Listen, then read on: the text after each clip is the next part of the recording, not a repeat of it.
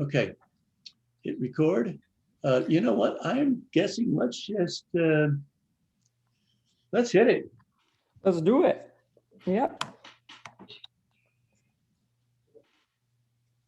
Hi, Jim.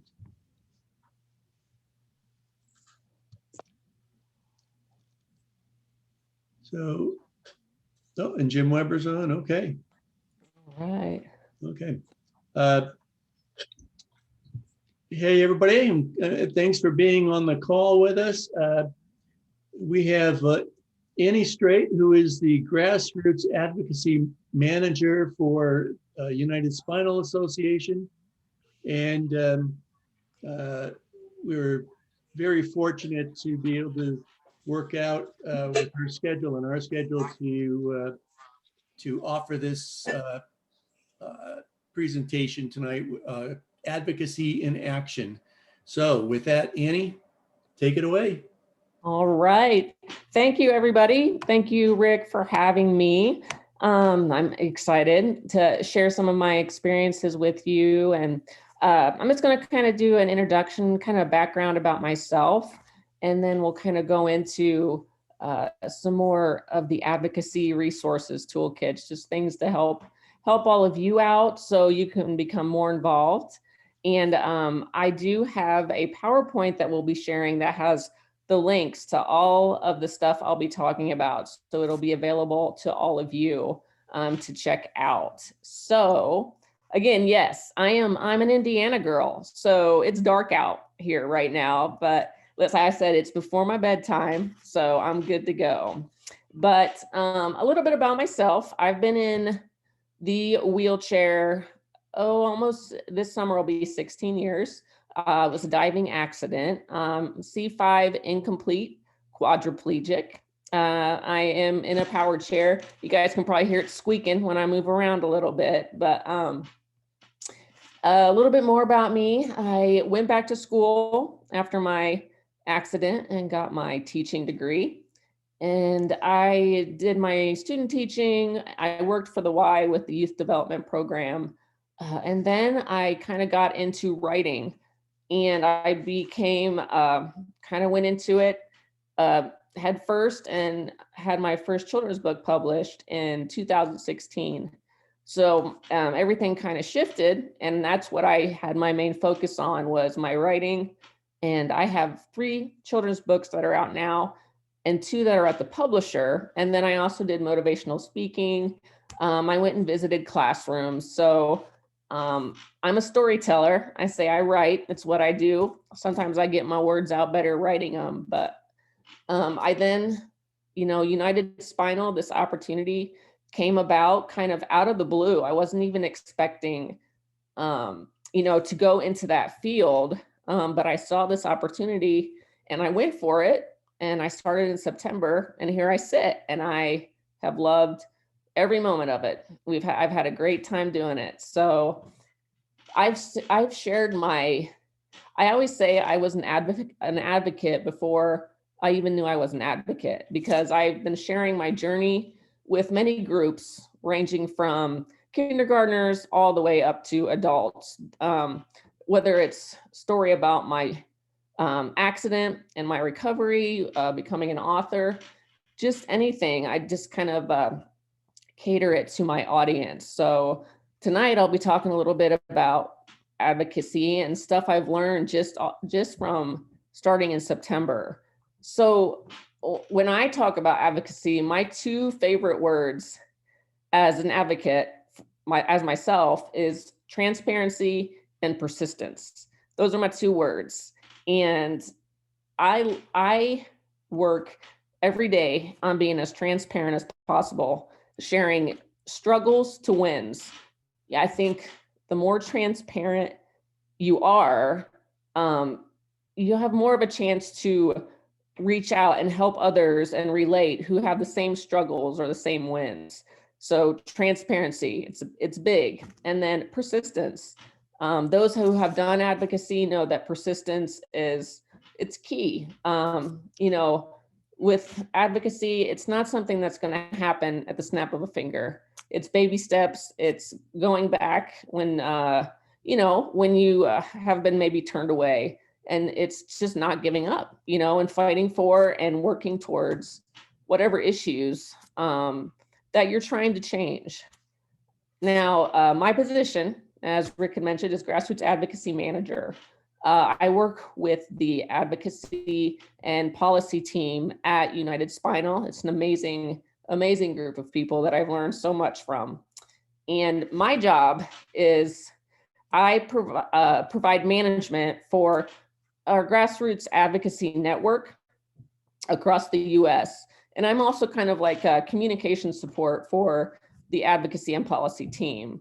So one major part of my job when they brought me in is I've dedicated a lot of time to increasing the social media presence for the advocacy network, which I'll talk a little bit later, and you guys will have the link and everything for the Facebook page.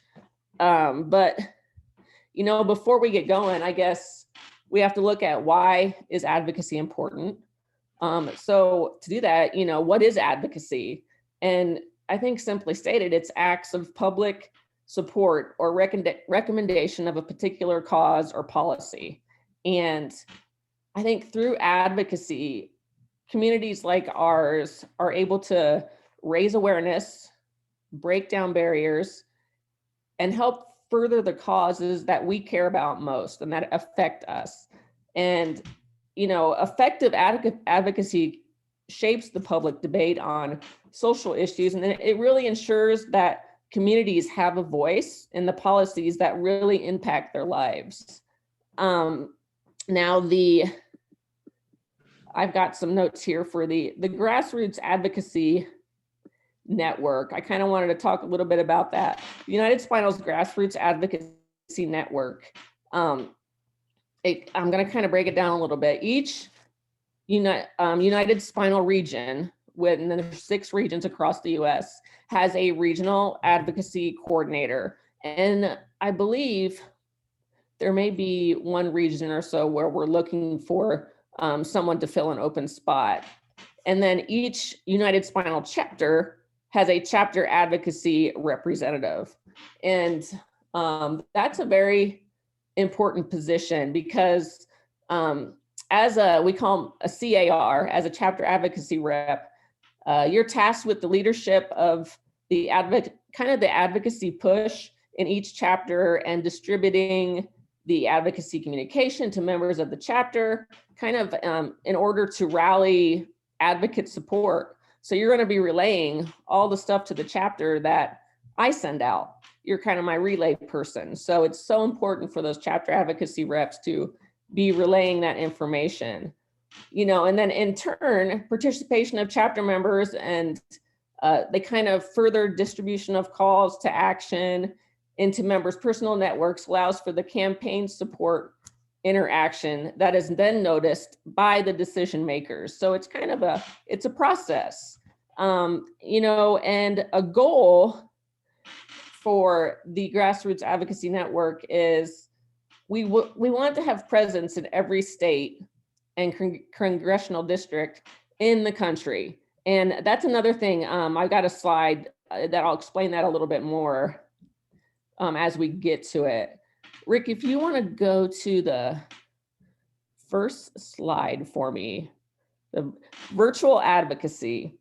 Now, these are all resources and toolkits that can be found on the United Spinal website. And I'm just going to kind of go through them and highlight some important parts, because if I went through the whole thing, we'd be here all night. So I don't want to do that. And then all these are available for you. That's why I wanted to present them tonight.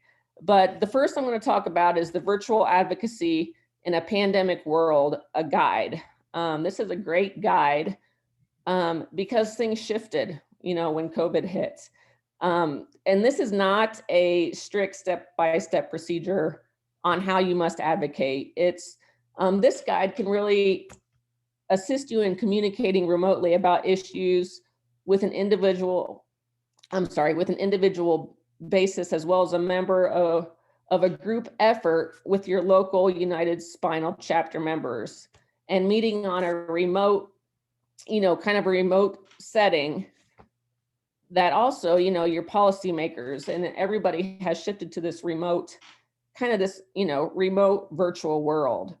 And the next thing I have there is called, it seize the moment. And like I said, I'm just kind of summarizing what these say, but people with disabilities have been working remotely for a long time.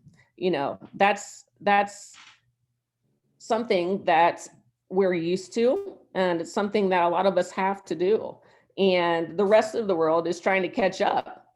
This remote world came about and they had to figure it out. So there's a learning curve, and this learning curve applies to policymakers on all levels of the government. So many times it is the state and local governments that make the final decision on who gets what. So this gives even more reason as to why we must constantly engage state and local elected office holders, agency officials, and their staff members. And so what can you do? A huge advantage to remote advocacy is that so many more of us can participate. Compared to only maybe a few wheelchairs being able to fit in a congressional office or a local city council chamber, remote platforms allow for many wheelchair users to attend and have their views heard and counted. I've been able to attend so many more things and do things such as this presentation tonight because of this virtual world we're in right now. And motivational speaking was very big for me. So, this is something I truly miss. So it's nice to actually see faces and talk, and bounce ideas off of each other. So the more voices we can raise in support of policy change, the stronger our position becomes in the eyes of those policymakers. So whether you help organize or lend your expertise, you can tell your story, ask a question, or just participate in a remote event, you play a very important role in advocacy. Now, the next one is preparing effective communication. So there was just kind of a list that this guide provided.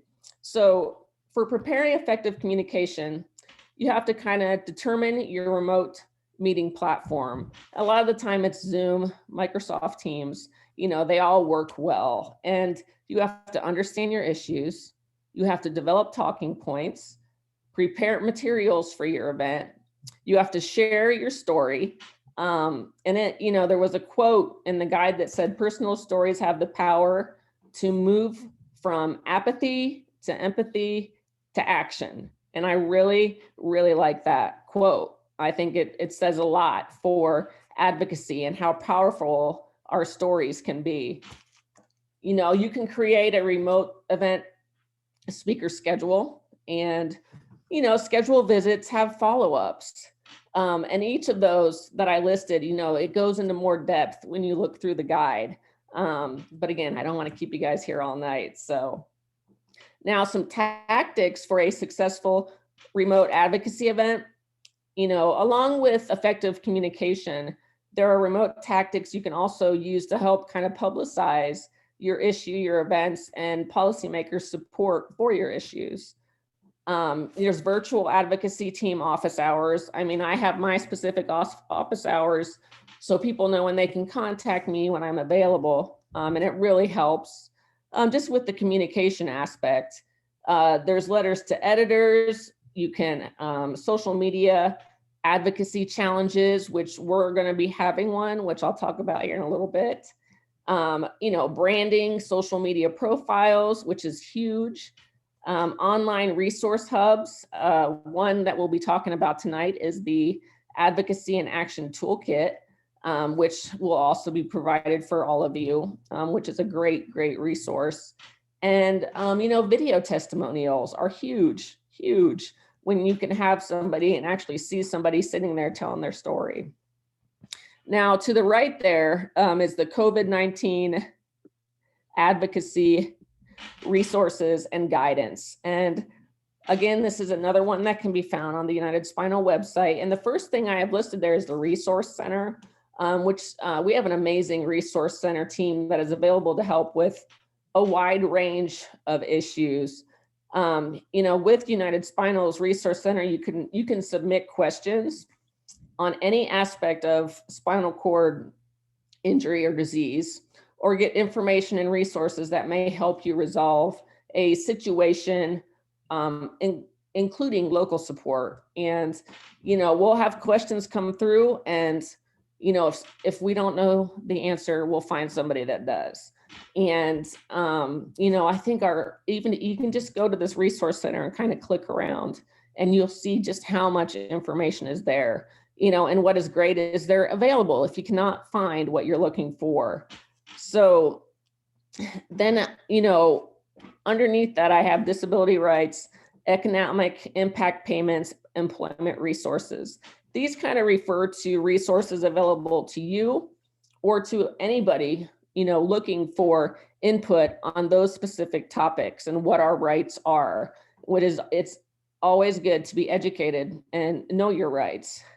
Then the last is the virtual advocacy series. This was a 3-part series that was held in this past May, June, and July to discuss the challenges of and lessons learned from kind of your disability rights impacted by the COVID-19 pandemic. At the time this went on, I was not hired on yet, but I was able to sit in and listen to the speakers and kind of the presentations, and it was great, full of great information. And it is all available to you if you want to go in and listen, just by simply clicking on that link. Let's see what we got next here. We got next is, if Rick, you can go to the next one for me. Thank you. The Advocacy and Action Toolkit for the Rolling Revolution. This is an amazing, amazing resource. Again, available to all of you through this link. And I kind of broke down the sections, which I'll go through quickly. It's a PDF, available for you to download. And the first thing that you'll kind of get into when you open up this toolkit is the background on United Spinal and Vets First, and kind of United Spinal, Our Impact, it's called. And Our Impact states that we believe no person should be excluded from opportunity based on their disability. Our goal is to provide people living with spinal cord injuries or diseases programs and services that maximize their independence and enable them to remain active in their communities. And again, it's just got some great information. And as you go down further, it talks about this year is actually the 75th year anniversary for United Spinal. So we've got some great stuff going on this year. And then the Vets First program is a program of United Spinal that it focuses on helping American veterans with disabilities, their spouses, dependents, survivors, and other eligible family members receive healthcare, disability compensation, and other benefits offered by the US. So defining advocacy, that was kind of the next section in the toolkit. And I think there's many ways to define advocacy because there's so many different ways to be an advocate. And one that I really liked that was in this toolkit was a modern translation of to advocate means to call out, to speak out, or to voice. Simple, simple definition, but it's true. That's what it is. And it really goes into explaining the difference between grassroots advocacy and lobbying. And as a grassroots advocate, you have the power to be heard by decision makers, educate policymakers, defend and safeguard your rights, share your story and experiences. You can show support for or against legislation, build influential relationships, which is amazing. I've met so many people through all of this. Advise and be considered in life-affecting decisions, and then also be part of a positive change. So it's just something you can really make a difference. whether you're just starting or you've been doing it for years. And I think one key thing is, knowing your rights. Key legislation. And this is broken down in the toolkit because I think this can kind of seem overwhelming, especially for somebody first going into it. But knowing your rights is empowering and can strengthen your confidence to ask for the changes that are needed. The more educated you are, I believe the more comfortable you feel about presenting and making a difference with certain issues or specific issues. And some of the legislation that is mentioned in the toolkit is, the ADA, the Affordable Care Act, Air Carrier Access Act, Fair Housing Amendments, and it really kind of breaks it down in a simple form. So it doesn't get too complicated. So I really like that part. And then it goes into actually understanding the legislative process, kind of how Congress works, how a bill becomes a law, how state legislature works. And so, as I was reading through this, it is, if you're wanting to plan an advocacy event, I really suggest just reading through this booklet because it really lays things out for you and really helps you get your thoughts organized, and it helps you realize, hey, I need to learn a little bit more about this before I attempt to go speak to somebody about this. Now, political engagement. So advocacy, I'm sure you all can guess, starts with clear communication. And it is important to be as informed and prepared as possible before contacting your legislature.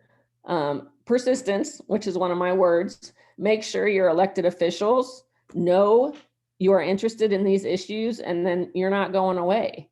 You have to be persistent. And, it talks a little bit about in-person visits. What I didn't want to go too deep into on because we're focused more on virtual right now, but there is a section there about in-person visits.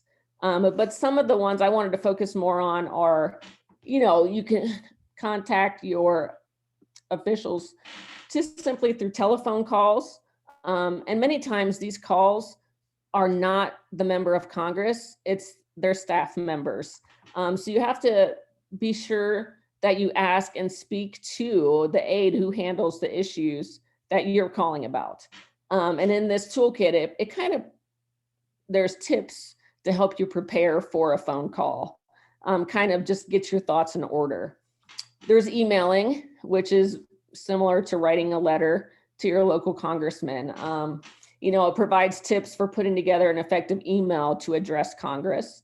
There's, of course, social media. We all know that the internet is a very powerful advocacy tool.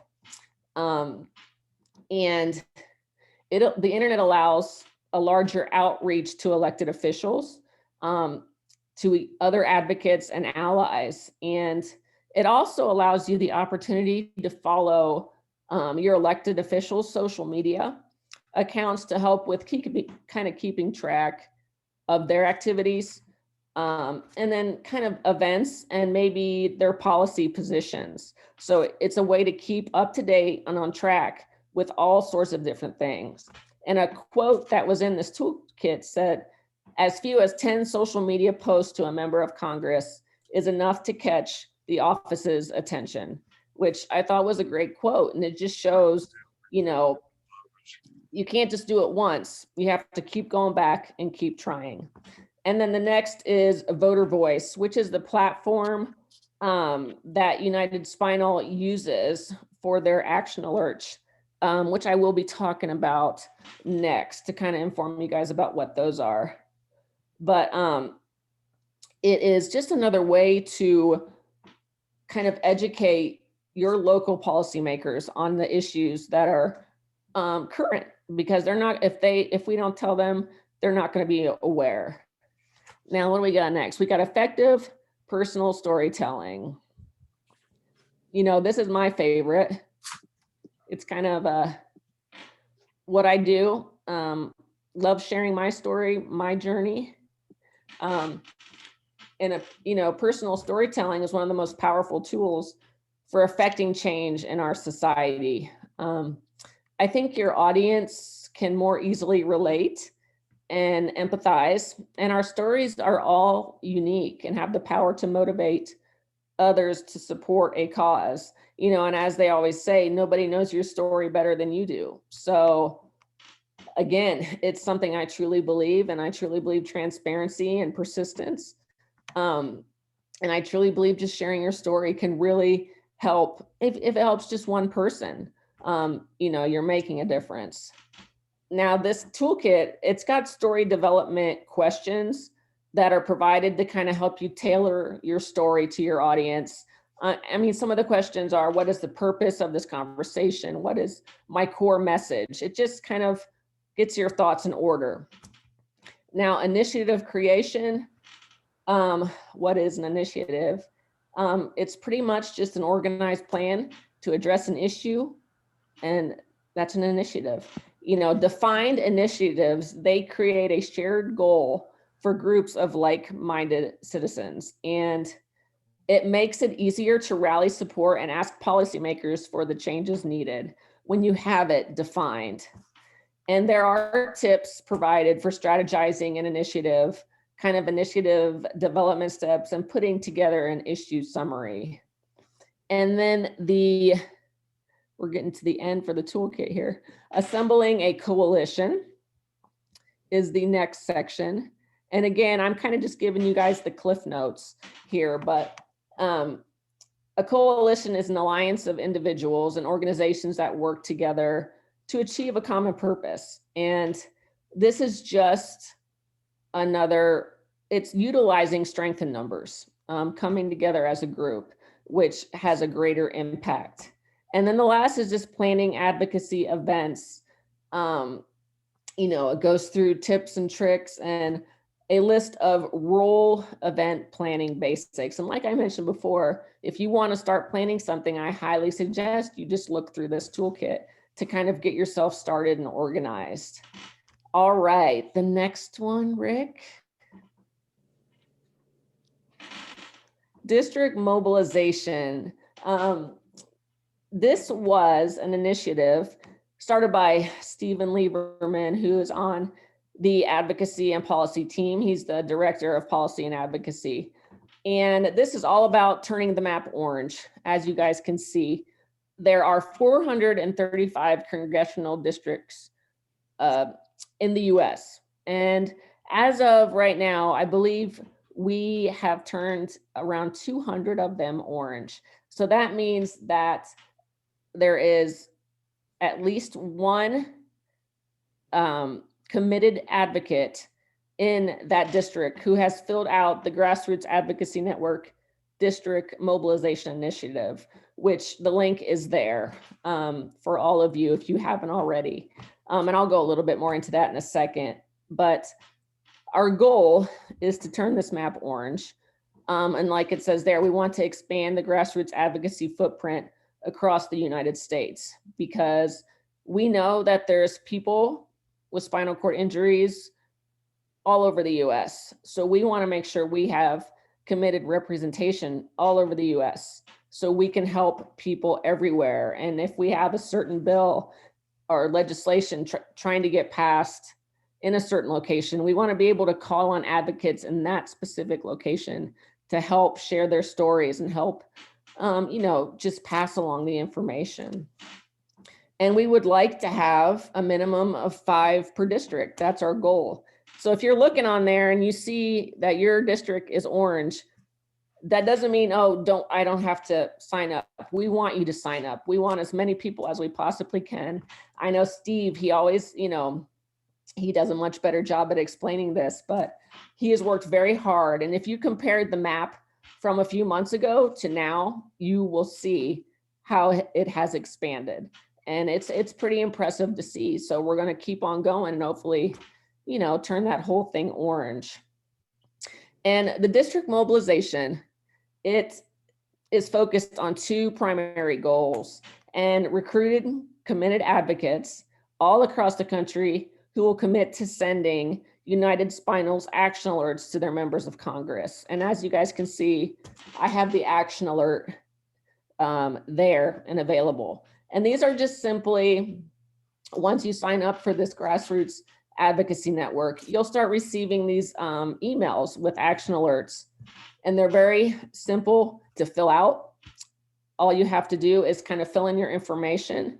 And there's already kind of a write-up about what the action alert is. And you can add a personal story, or you can just leave it as is, and then you send it off to your local congressman. And it's very simple to do, but it can make a very big impact. So we're really pushing those action alerts. So hopefully, you know, we're going to keep pushing, and the more people we get signed up, the more these action alerts will get spread. And like I said, they're very simple to fill out. And there's also, to keep up to date on the action alerts, I mentioned the Voter Voice, and it's an app you can actually download. It's very simple. You download it, you create your profile, simply go find organizations, search for United Spinal, and then once you start following United Spinal Association, you will see all the action alerts. And of course, they're also available on the website.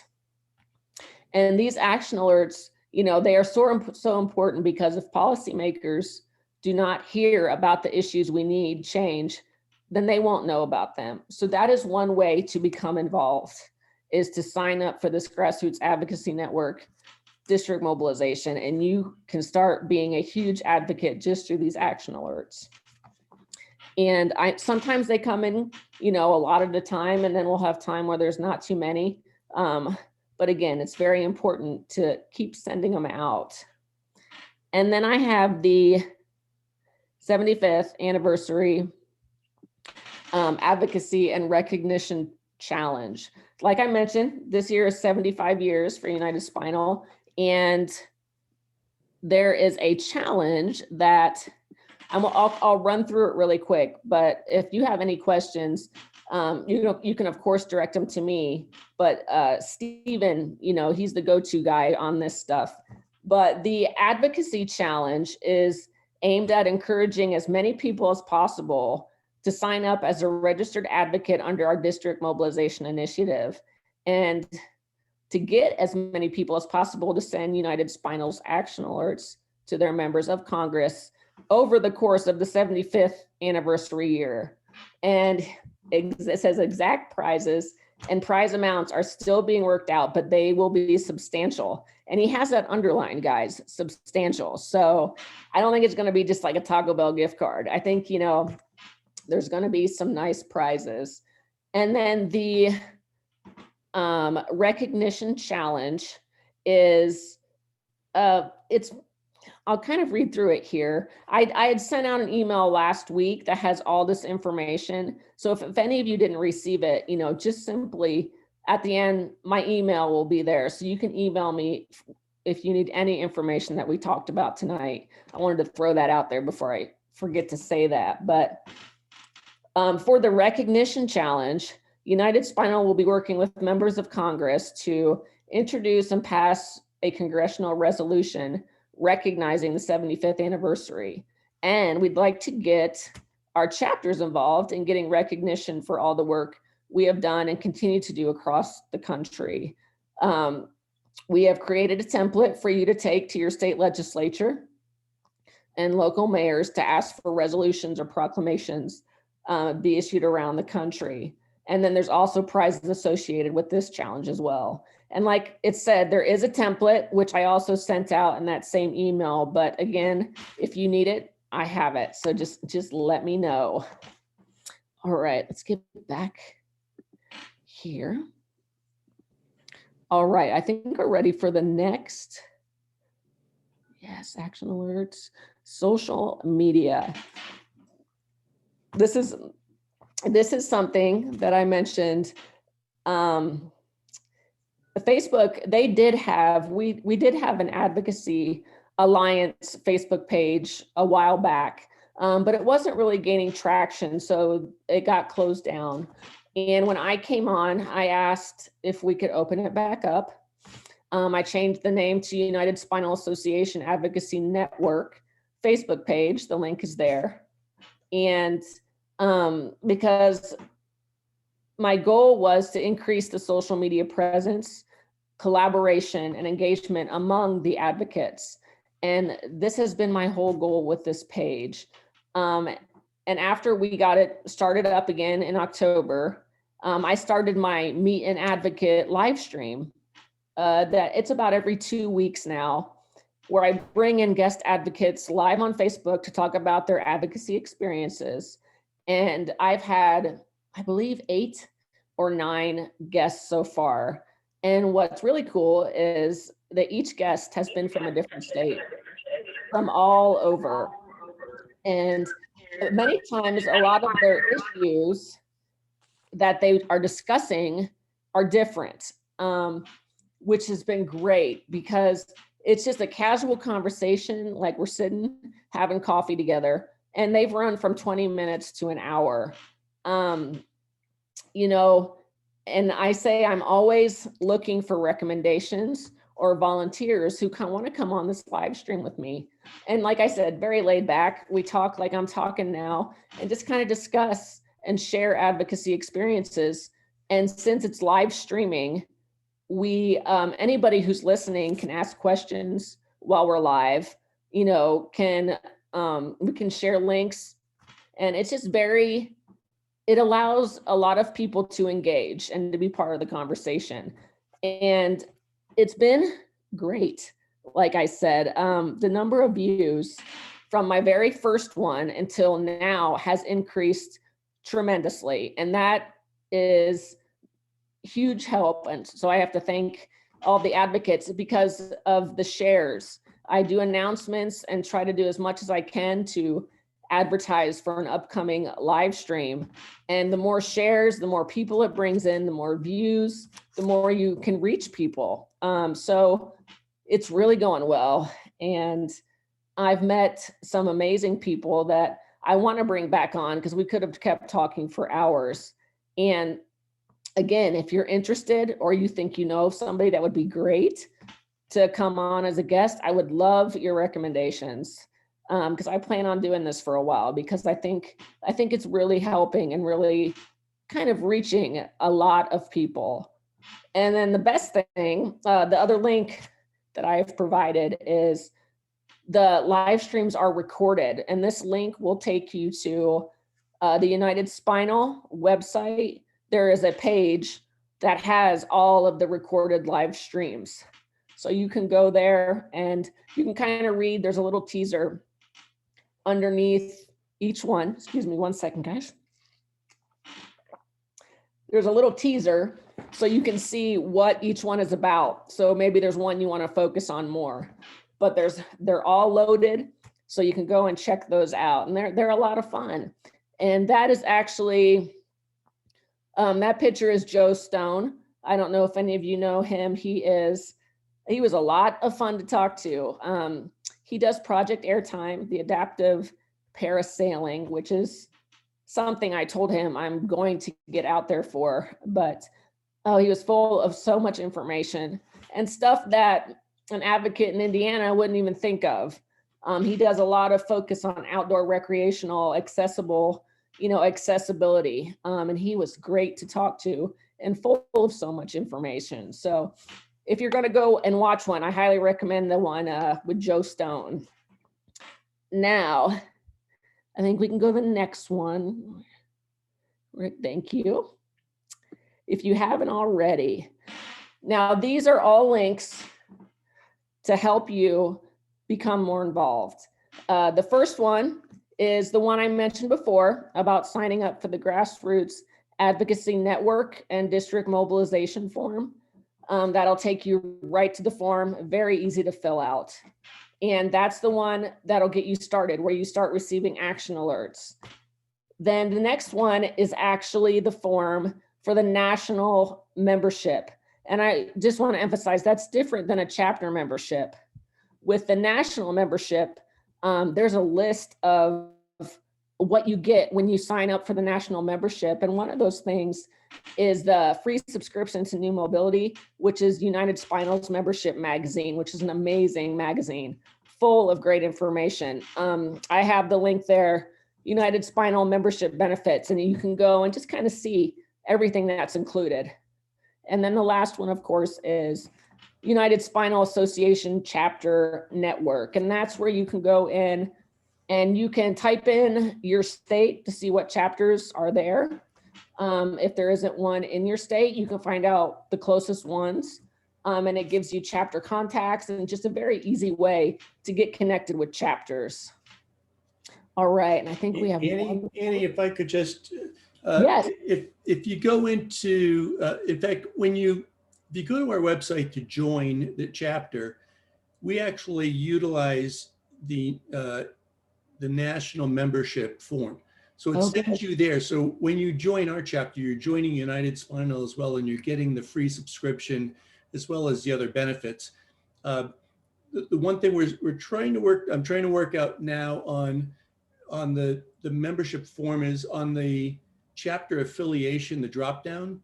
Yes. It still lists us as the Southern California chapter instead of Spinal Network. Which kind of has it creates a little bit of a little bit of confusion, because we get membership coming in from LA and all over. I send those up to the LA chapter, but just so you know, if you're trying to join our chapter, Spinal Network, which is a chapter of United Spinal, then on the drop down for chapter affiliation, it's listed as Southern California chapter. So. Okay, and I'll talk to my team about that and see how we can go ahead and get that changed, just so there's not confusion. If you want to go ahead and go to the next slide, Rick. I think it's the last one. Yes, here we go. I wanted to list the advocacy and policy team. It's a great team. I've been working with them since September, and I've learned so much. They're so welcoming, so committed. And, at first, I had a lot to learn, and they've kind of helped me along. And I feel like I've soaked in so much and met so many people just in these few months. And I have, I could talk about them forever. I really love what I do. I really love making a difference. I love meeting everybody. But if you have any questions for the team, you can just email us at advocacy@unitedspinal.org. And that'll go to the entire team. And one of us will get back to you if it's a question, and we'll get your answers for you. Or if you just have questions for me, you can email me at astreit@unitedspinal.org. And then I just provided the United Spinal Association website. And again, that's where I got all of these resources. You can just go click around and you'll be amazed at all the stuff that's there and that you can read through. And, a final thing is, I just want to say thank you. Thank you to Rick for inviting me tonight and really sharing what I've learned. I feel kind of like a newbie still, but, I'm gaining ground here. And thank you to all of you who've tuned in tonight for being here, for all you do, all you hope to do. You're taking steps right now to become a better advocate just by sitting here and listening to this and looking through resources and toolkits and just educating yourself. You never can overeducate on all of this. So thank you again. I think this community that we are in is a very strong and committed group of people, and I'm proud to be part of it. And I'm proud to be able to talk to all of you and continue meeting people. So that's all I got, Rick. Annie, if I could ask now, we've talked about advocacy. If we could shift gears a little bit, can you talk about self-advocacy? We've all, any of us who have been wheeling for any length of time, well, actually, I take that back, because you do it in the beginning without realizing you're doing it. But self-advocacy is a lot of times that's where it starts with each person. And then from there, you get that feel for what being an advocate is, and then you begin to branch out. So could you just talk a little bit about that? Yeah. Like I had mentioned at the beginning, I was an advocate before I even knew I was an advocate. And I think self-advocacy can really start when something has happened. You know, you have a spinal cord injury or disease, you need something. And either you've been denied, or it's not available, or something isn't accessible, or you're frustrated with transportation. I think when you experience something like that, it gets you focused, and you want to find ways to make a change. And advocacy is the way to do that. Whether you start out, you know, just talking to a manager at a grocery store about how the carts are in the area where the van, you know, the ramp needs to come down. I can't tell you how many times people have told me they don't even realize what that area is for. So self-advocacy is really taking your own situations and sharing your story, relating your story to it, making it so people see that, yes, this really does affect people. And once you start getting out there, you start meeting people that kind of, they're on the same mission. And that's exactly what has led me here. Like I said, I had no plans, you know, to be working for United Spinal, but, you know, through my 16 years of being in the chair, I've had struggles, I've had wins, and I think it's so very important just to be open about it, because there's a lot of people out there who feel like they don't have a voice. And when you start self-advocating, you really show that your voice does matter. Others see that, you know, others start joining, you know, we start spreading our footprint, and the strength in numbers, that's what we need. And it's something I've become really passionate about. And you know, it's something I'm continually learning and educating myself on every day. So I think it's just very important to stick to your story, you know, share it. You know, sometimes it may be hard sharing certain things, but you can help somebody. You can, if it's just one person, you know, you're making a difference.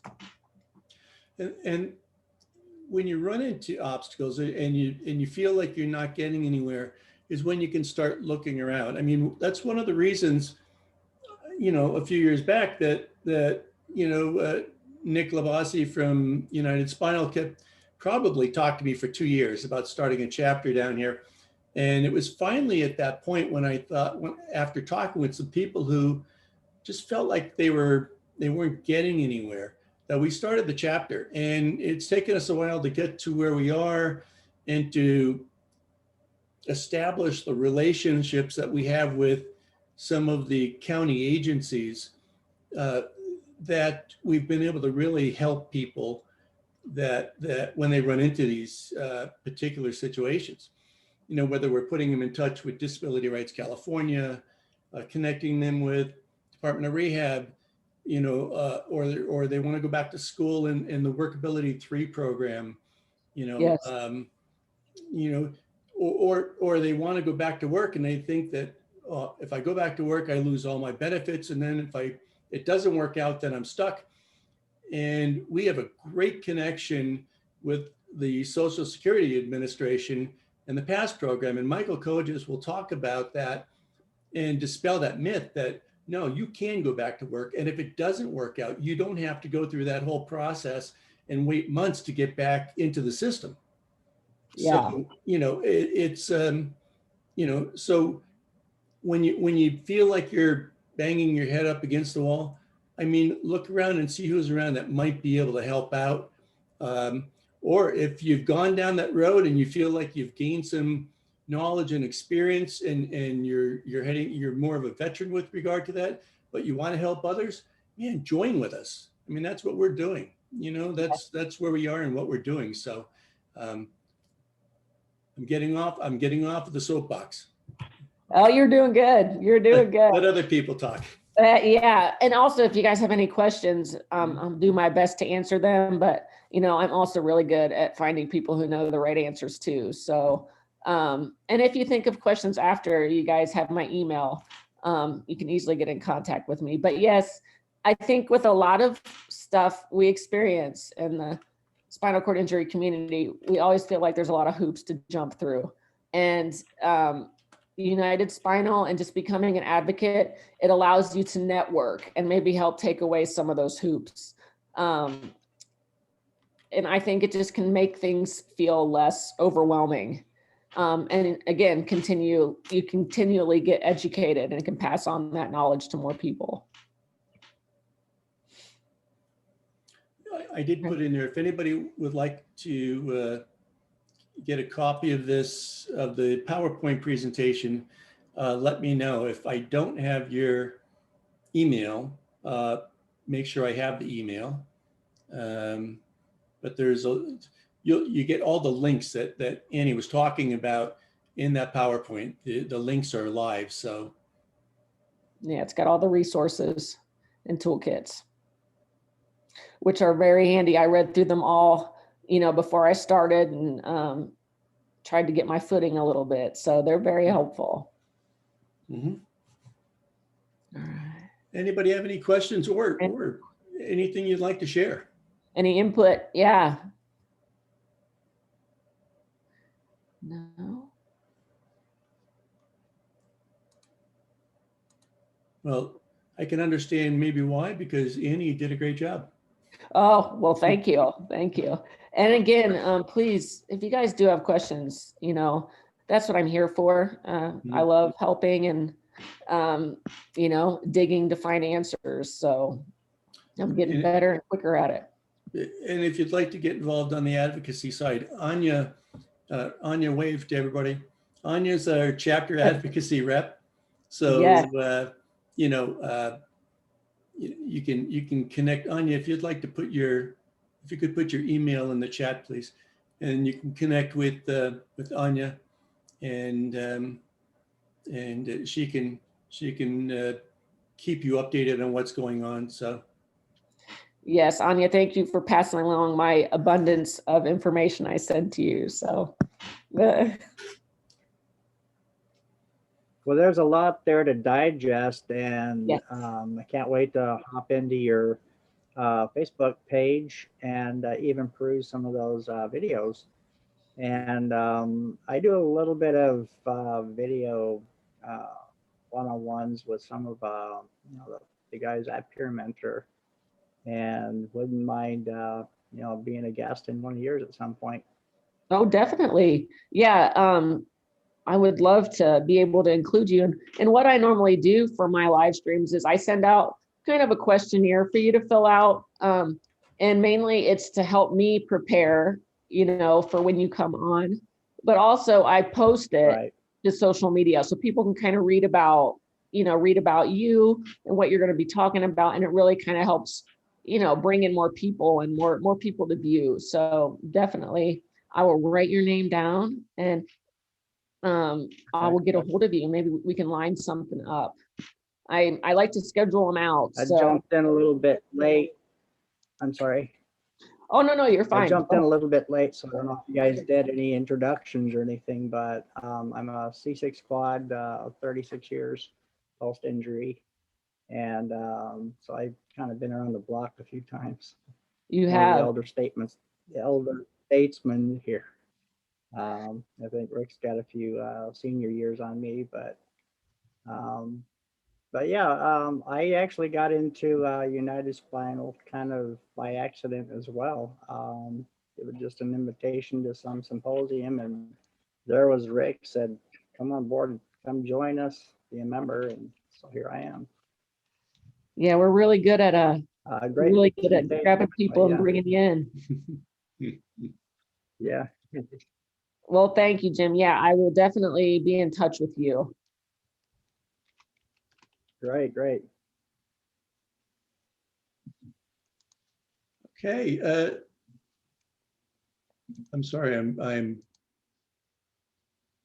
messing up with my screen just when I thought I knew what I was doing.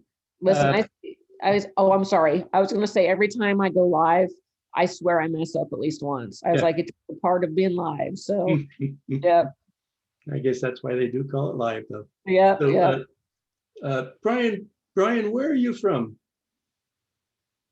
Are you from? Hi, I'm from Imperial Valley, which is about 120 miles east of San Diego, California. Oh, okay. Okay. I'm 20 years this February. Oh, okay. T3, T4. Per. Okay. And I Jim? think Oh, I'm sorry.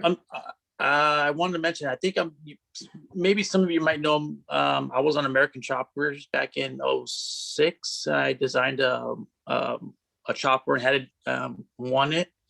And so I ride a chopper. I'm in the desert a lot. I hunt. I do a lot of stuff. Was that the You can one look me where- up and check me out. Was that Yeah. the one where I, at one point, well, no, it may not have been then. I was going to say somebody had a chopper designed, and at the time I was with Colors Wheelchairs, and we designed the chair and the color to match the color of the chopper too. I worked with Lasher Sport, Oh, okay. And- Okay. and we developed a chopper trike that mounts on the bike. Actually, I have a. Oh, you know Let what? me see if It maybe you can was. see. That's right. It was Lasher, because when I left Colors, I was working with Bill over at Lasher. Nice. And he had a, Uh, yes. and he had Yeah. that So picture. yeah, I was on a show back in 06 with American Choppers, the guys, Yeah, the Tuttles from New York.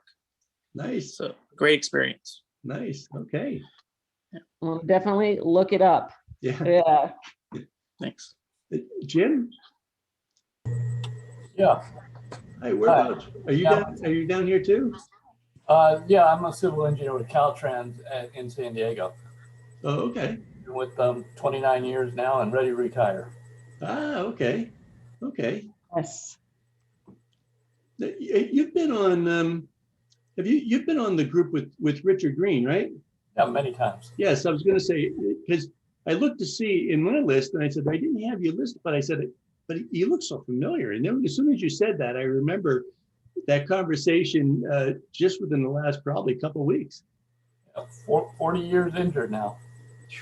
Yeah, I just hit, well, June, I'll hit 45. It's, you get to a certain point and it's, whether it's 35 or 40 or 45, it's all, yeah. Numbers. It's all new ground, I mean, when I was injured, they just said, oh, the life expectancy is 13 years, and I'm thinking, I'm 21. That's not happening, and then, yeah, it just, they said, this is what you can expect. And they talked about shoulders, they never talked about elbows and thumbs and all these other body parts that begin to, seize up and stop working like they used to. You always tell me I have so much to look forward to. Yeah. All that grinding and cracking in those shoulders. Yeah. Man. Yeah, I tore both rotator cuffs over 20 years ago. So it was a choice of the surgery, and to this day, the surgery is still just marginal. And so it was a choice. So I had to start backing it down and stop doing some of the things I used to do. And it's all this time later, and they're no worse off than they were then. So, but It's funny when you look back at those years, the early years, they tell you got so many years, your life expectancy is next number, but now we have to worry about old people diseases. Yeah. And there's your quality of life there. yeah, Yeah. yeah. Well, does anybody have anything else? Alzheimer's. Yeah. I'm not going to throw anybody off. I'll stay on if people want to just talk. But Annie, it's after 8 o'clock your time, Getting right? close to my bedtime. There you Yeah. go. Getting close. if anybody wants to stay on, I'll stay on too. And, if you need to go, well, thanks so much for jumping on and keeping us all company. Yeah, I had a great time. Thank you again for having me. Annie, thanks so much. Appreciate it. If Great the next more presentation. questions for Thank you. me. Thank you. Thank you again, guys. And please don't hesitate to contact me, with any questions. And Brian, Jim jumped off. I can get Jim's, but if you want a copy of that, make sure I've got your email. Okay. And send me your email, or if I don't know. Well, you got the flyer, so I must have yours, right? I get it from Green. Oh, okay. I was Okay. I did my rehab at Sharps Okay. Rehab, and Okay. I used to go there all the time to talk to people about injuries, and I haven't been in a number of years. Yeah. But I met him, and he gives me emails all the time. This is actually my first Zoom I've ever been on, so Oh, cool. yeah. Very cool. Yeah, we've been collaborating with Richard and his group, so that we actually have what is it, Jim? The first 4 Mondays of every month, at 4 o'clock. We have a group. Sometimes we just get on and just shoot the breeze. Other time, we have somebody presenting. So it all depends on kind of where it fits in the schedule and also.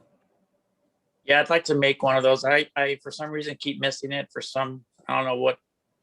I need to put a reminder on my phone or something and today I got the email about an hour before. I think Green sent it out, and I'm like, you know what? I need to get on here and check this out, because I tried to do some of this stuff and do some speaking and stuff. I'm not a very good speaker when it comes to large groups, and I like doing more individual one-on-one stuff with people, new injuries and what have you. So man, we've got a really good peer mentor program.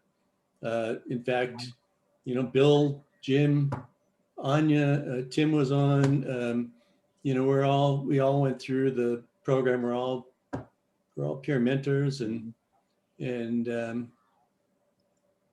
it's taken a bit of a hit, with the pandemic. We're trying to keep the therapists to, keep reminding them that yes, we're still doing it just virtually. So, right. But yeah. So, well, you know what? I'll send it to Richard. Okay. Because I think I may just send it out and have him send it out to his group, and we'll send it out to our group. I mean, this is good information. I Everybody. usually send about, I'm talking at about least the for the PowerPoint. Richard Green's group, I send out the emails. So if you are in his email list, I forward the link to him, and then Richard mass mails them to everybody. Yeah. Yeah. No, I was talking about the PowerPoint, though, getting the PowerPoint okay. out to everybody, because, if somebody doesn't want it, they can just delete the email, but there'll be a number of people that where this could really be helpful. So. Yeah, it's just easier. It's easier than going to the website and trying to find everything. So. Yeah. And Annie, like I said, you can hang in there if you want, but. Well, if there's no more questions, I might hop off of here. Okay. All right. It was great meeting everybody. Jim, I'm going to be getting a hold of you. And Brian, you too, probably, because I'm going to hop on and look for that video. So. Yeah, great. There you go. All right. Thank you, everybody. Okay, bye, Annie. And Bye-bye. Brian, I put that's our website on there, and it's got a bunch of stuff on there, some good stuff. But if you've got some stuff, we love to put videos up there. If you've got any videos that you want to, post up there, send them off to me. I mean, we love to put videos up. So we've got all sorts of things. Some are health related, some are just cool videos. I'm into hot rods, motorcycles, fabricating my hand controls for my UTV Razor. I go to Glamis a lot. I go out here to Superstition, so I like the speed. I like to, and I'm actually getting some people to get their first time ever driving, and it's a little safer. They're all wrapped up and stuff like that, so they seem to enjoy it, and then it kind of frees them up to want to do it. Yeah. Do you get any quads out there? I haven't come across a quad. I know there was a bunch of guys from San Diego that I think so were quads, but they had different type of UTVs. They had the Odysseys. They had a bunch of Odysseys that they used to, but I haven't seen them in a number of years. I don't know if they all just got rid of them or converted over to UTVs or what. But I don't really know too many people in my neighborhood down here in Imperial Valley. To tell you the truth, I think I maybe know 2 people. I know there's a whole bunch of paraplegics and quads here, but there's not much for them to do, or there's not anywhere to go for them, or they hide. Basically, they just hide. Yeah. Which is sad. Yeah, it's a hot place. I mean, I've run into a few of late. We were doing, what was that thing, Jim, where we did some kind of a workshop, but we had the employment preparedness workshop. Was that it, or something? We had a few people from Imperial Valley or Imperial County that came out and yeah, I remember. And then we've got that guy out in Coachella, Michael Rosenkrantz, who is with, what is it, Palm Pines and Sports or something. They do a lot of adaptive sports out there. But so I thought, man, there are a lot of people out there. And I'm just wondering, if there was somebody decided they want to try putting a chapter of United Spinal together out there, maybe, collectively as a group, it would, at least begin to bring people out. That was something I've been thinking about for a while. I've been busy on my own, doing my own thing, and then time flies, and then it's already been a year with this COVID thing, and then I'm in my shop a lot, and or I'm out in the desert, or I'm out hunting and doing other stuff. So I think I need to take a step back and meet somebody more of my peers. I wish I could meet more of my peers around here. I know there's people out here. I don't know how to get a hold of those people. Yeah. I don't know if they're even interacting with other people. I don't know. You know what? I'll where are you exactly? What's Imperial? Imperial. Okay.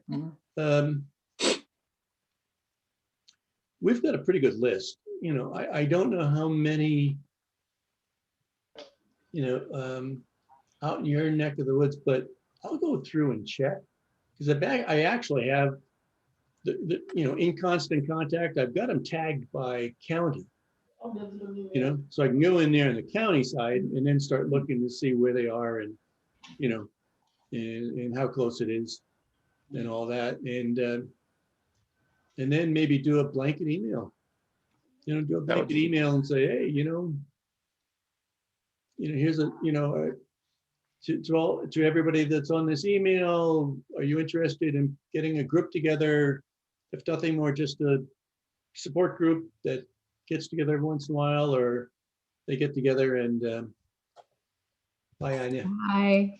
Or they get together every once in a while, or maybe they want to begin to do more, Right. So I'll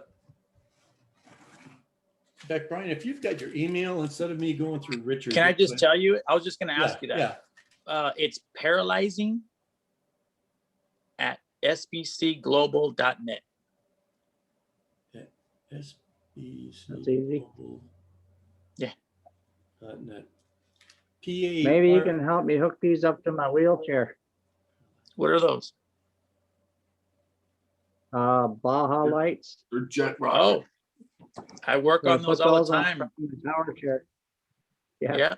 Need some light out here in my Where are you at? I'm just on the other side of Alpine, between El Cajon and Alpine. I'm in San Diego. My brother lives in La Mesa, and I'm in San Diego. Right. every 2 weeks for sure. I always come through there, and Yeah. it's And it's just like, to me, it's just a 45-minute. It's an hour and a half drive, most a little Yeah. bit more, but I'm there all the time. It doesn't feel like anything anymore. Yeah. I'm like 100 feet away from the freeway. Oh, Maybe okay. 300 feet, something like that. Real close to the I-8 freeway, so just right off Los Coches. Just right down the street from Alpine, literally. But I used to go through Imperial Valley every year on my way to Christmas in Phoenix. I'm actually Phoenix. from Phoenix, but Yeah, you go through El Centro. El Central, yeah. We used to stop through there a lot, and then it started getting kind of sketchy, and go right on through and get off in Yuma instead. We grab a bite to eat, pass up. But back when we had a pickup, it's still on the driveway. We used to drive it. It's got dual tanks because it's a gas hog. You Oh, get yeah. 8 miles a gallon in it. So we'd have to stop in Yuma. I'm sorry, El Centro, gas up Right. like in Dateland, and then Gila Bend, and Yep. You did a lot of stops. Geez, much for I'm gas a truck station. guy myself. I've always had trucks, so I have a lift that puts my chair in the Mhm. back. I've always, Sweet. that's my choice of transportation, is a truck. So because I'm in the desert all the time, so Yeah. I got stuck too Yeah, much you in gotta my have it out 2-wheel there, drive. man. Huh? Hey, you got to have one out there with all the dunes and Yeah, especially for what I all the do. I trails. need it.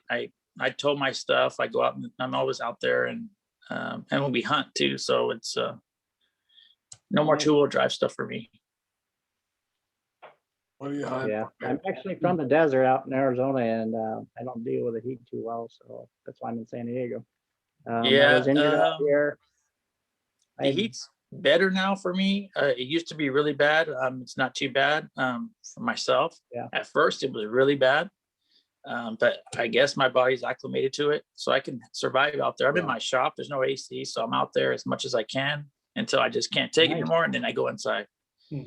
So Oh, yeah. But yeah, I got injured out here in San Diego. I think I was here 4 months, and I just stayed out here. I went to Sharp Rehab back in '85 and spent 6 months there, and that's where I met Richard Green not many years ago. He's sort of a fossil there now, but Yeah. I think there's one other person there that may have been there as long, and that's one of the rec therapists, and she's been there 40 years. But who's that? one of the therapists over there has been Oh. there as long as Richard Green. He's been there Wow. 41 years. I Long must time. know him because I went Yeah. through all those people out there. So they Mhm. changed up that building quite a bit now. Yeah, the room that I stayed in is no longer there. It's part of Mary Birch. Right. Now they sort of cast that wing, and they Yes. got a nice remodel about 3 or 4 years ago from what I hear. Right. That's when they used to Yeah, have the what- brain injuries down the hall this way and the spinal cord injuries were the other way. And that's where I was at Yep. too. And the head injuries, and my aunt was there back in '75. She got hit by a car in Athens, Greece, and they opened up the back of her head, did some surgery, put a metal plate in there, and spent several months there as a brain injury patient. And she knew Richard Green back then too. Wow. Family Yeah, he's thing. been there a while. Jeez. Oh yeah. Yeah. No. What was I gonna say? I'd like to get in touch with you somehow. Yeah. Let's see. Well, it's J_Weber at sbcglobal.net. Let me get a pen. So you been, Bill? Good, I'm sorry I was late. I had a work thing went over. That's okay. I think we had an email too from Jessica. Oh, did you? I didn't see it. I didn't check it out. I thought I was. All right, I threw it in the chat. Oh, okay, cool. Oh yeah, she's looking for the WordPress credentials. So I think to log in. So maybe she's found somebody. Oh, I know she's been interviewing a lot of people. She had like 150 responses. That's crazy. I know. So I'll, I know WordPress, so if anybody needs my skills. well, this is she was interviewing developers. Mhm. So out there that she went in and to take a look at what she thought we needed. And she was out interviewing developers that would want to come on and donate some time to do some of the things that she felt we needed to do. So that was, so she had interviewed a number of people, and it looks like She said a lot of them said, how much does it pay? And she goes, it doesn't get paid. There's no pay here. and she put that right in there. I know. I know. It's like, hello, read it. People read what they want to read. Yeah. Yeah. Well, guys, I'm gonna get out of here. I gotta go use the men's room and go find something to eat. I'm like, Yeah, I munching gotta, on it's I'm going to take off too. angles here. 5:20. I'm gonna go, and Yeah. my wife just got home a little bit ago, going and see how her day was, and I think my son just got home, so. Well, nice meeting you guys.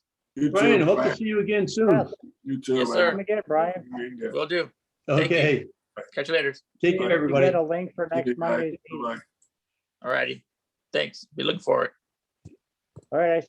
Take care. Have a good night. Bye-bye.